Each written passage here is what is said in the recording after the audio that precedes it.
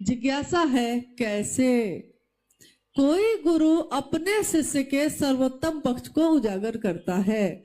जैसे हम अपने बच्चे को पढ़ने के लिए भेजते हैं मास्टर साहब के पास, शिक्षक के पास, जब भेजते हैं तो वो मास्टर, वो शिक्षक कुछ दिन पढ़ाने के बाद आपको बताता है कि दीदी आपका बच्चा जो है वो उसका गणित बहुत अच्छा है, आप ना इसको गणित साइंस लेकर पढ़ाइए, इसका गणित बहुत अच्छा है, इंजीनियर बन सकता है।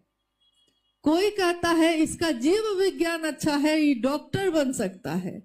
कोई कहता है इसकी भाषा बड़ी अच्छी है, प्रोफेसर बन सकता है। यानी अगर कोई शिक्षक होता है तो वो अपने शिष्य के अंदर के गुण को पहचान कर और उसको सामने लाता है। जब गुरु शिव होंगे और शिष्य एक जीवात्मा होगी, एक मनुष्य होगा, तो गुरु अपने शिष्य यानी उस जीवात्मा के सर्वोत्तम पक्ष को उजागर करेंगे। जब आपसे कोई पूछता है आप कौन हैं, तो आप कहते हैं मैं मास्टर हूं, मैं किसान हूं, मैं डॉक्टर हूं। आप ये कहते हैं कि मैं दुकान चलाता हूं, दुकानदार हूं। परंतु साहब से जब आवाज ने पूछा था तो उन्होंने कहा था मैं शिव का शिष्य हूं। उस समय वो डिप्टी कलेक्टर थे। साहब ने कहा गुरु जब पूछते हैं, शिव जब गुरु हैं और तब वो पूछते हैं, तो शिष्य के सर्वोत्तम पक्ष यानी कि उसका जीव से शिव हो जाना एक जीव का सर्वोत्तम पक्ष होता है। और देखिए हमारे आपके अंदर ये हुआ है, जो बाह्य परिवर्तन है उसको लोग देख पाते हैं इन आंखों से, जो अंतर का परिवर्तन है, अंदर का परिवर्तन है, वो इन आंखों से दिखाई तो नहीं देता परंतु अनुभूत किया जाता है। अंदर का परिवर्तन यानी हमारा मन बदल गया। जो मन दूसरों के लिए नफरत से भरा होता था अब करुणा से भरा है। जिस मन में पहले दूसरों के लिए पीड़ा देने का भाव था अब सुख देने का भाव है। जो पहले बैठकर लोगों की शिकायतें शिकवे करता था आज लोगों की बड़ाई करता है, कहता है अरे भैया आपने तो बड़ा अच्छा महादेव का काम किया, अरे दीदी आप तो बहुत अच्छा काम करते हैं, कितना अच्छा, आपके साथ चलिए हम भी चलते हैं। देखिए जो मन पहले था हमारा मन आज कैसे बदल गया। जो मन पहले इतना ज्यादा जाति धर्म वर्ण संप्रदाय को पकड़े हुए था, सारी संकीर्णताओं से मुक्त होता हुआ शिव की तरह का आचरण रखने लगा है। और शिव जैसा आचरण रखना जीव को शिव बनाता है, यानी सर्वोत्तम पक्ष उजागर करता है। हम लोग 3 सूत्र किस लिए करते हैं? हम लोग 3 सूत्र क्यों करते हैं?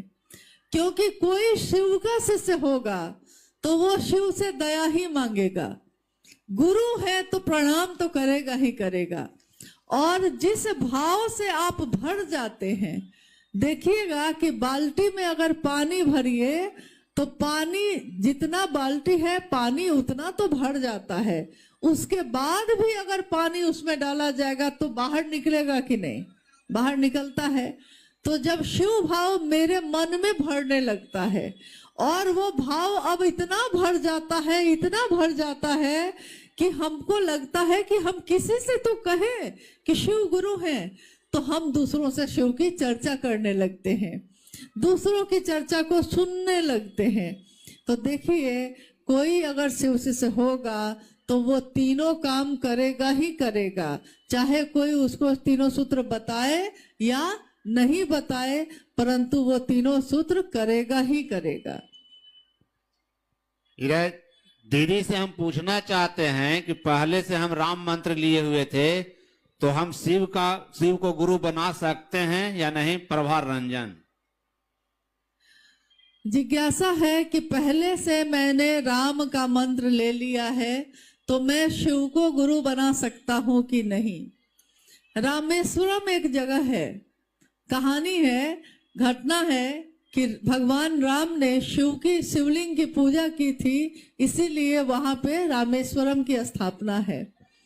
तो शिव जब गुरु हैं तो आपने चाहे किसी का भी मंत्र लिया हो, परंतु आप शिव को गुरु बना सकते हैं। चाहे आपने शरीरधारी लोगों का मंत्र लिया हो या आपने किसी भगवान का मंत्र लिया हो, उसके बावजूद आप देवों के देव महादेव, ईश्वरों के भी ईश्वर महेश्वर शिव को अपना गुरु बना सकते हैं।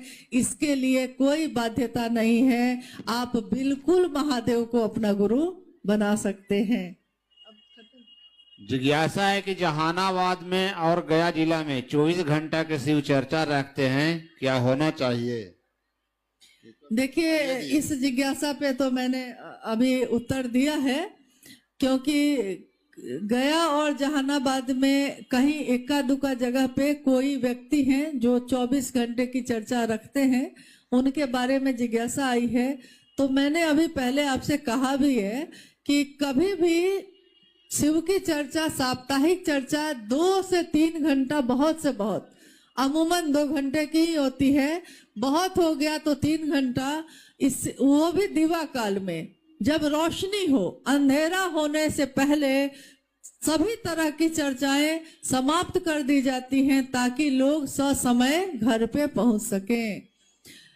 जिज्ञासाएं बहुत है, परंतु समय का अभाव भी है, और समय ये कह रहा है कि जिस तरह मैंने अभी दूसरे के लिए ये कहा है, मेरा अनुशासन भी, मेरे गुरु का अनुशासन, मेरे साहब दीदी का अनुशासन ये कहता है कि आज का ये शिव गुरु महोत्सव अब समापन करना चाहिए, ताकि लोग सही समय पे अपने घर पहुंच सके।